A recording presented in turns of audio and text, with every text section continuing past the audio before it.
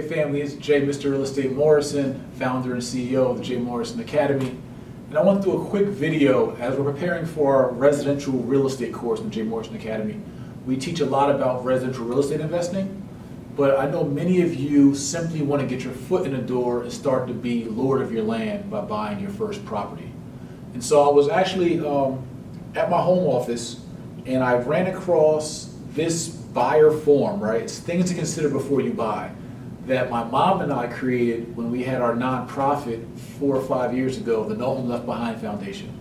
And this form is really, really intriguing. I think it's really impactful. I think it's something good for you all to know.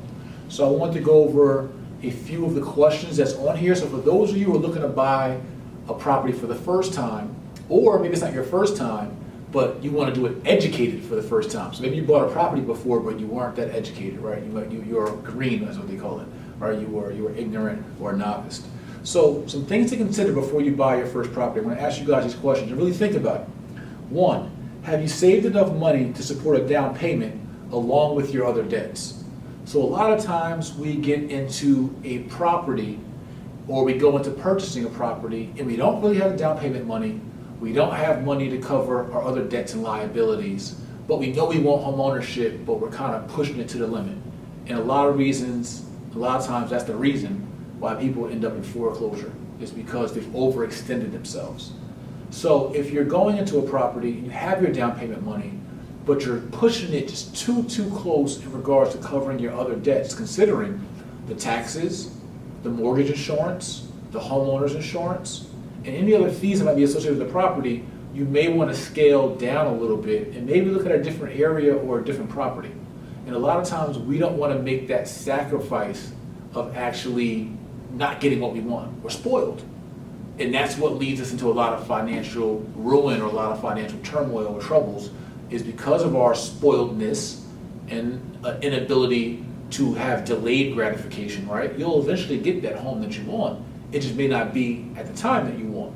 So I want to encourage everyone, if you are too tight, and you know what that is. I'm not saying that you can't be aggressive, but if you're too tight in regards to your margins and how much money you have saved for your down payment and your other expenses, then you may want to scale back. That can prevent you from headache later, right?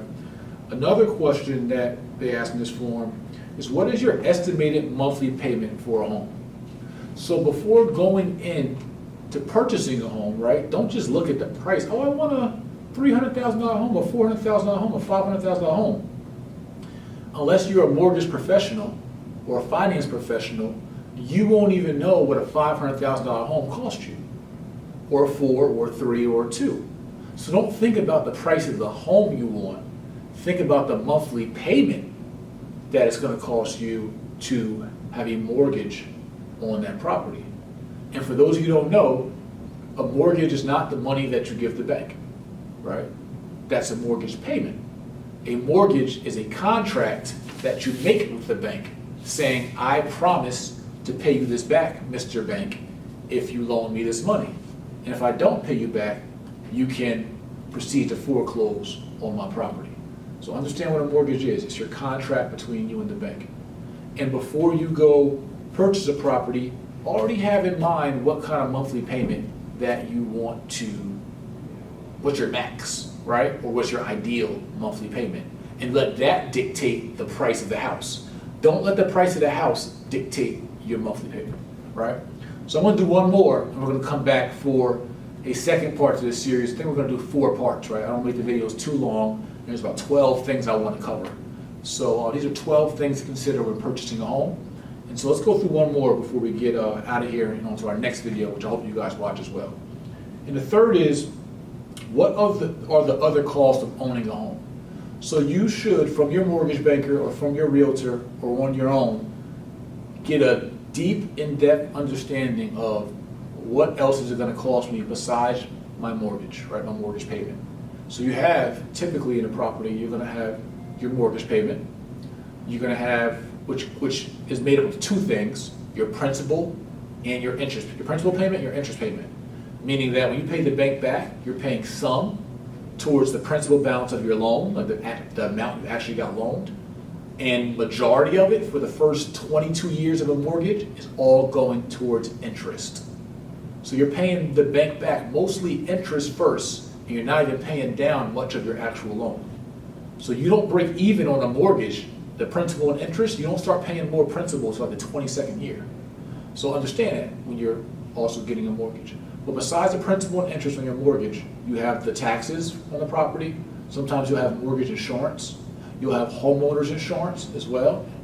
Then you'll have any maintenance fees associated. You may have, depending on your township, municipality, you may have garbage fees, trash fees. That killed me one time. I bought a 2-family home. I didn't know there was trash fees.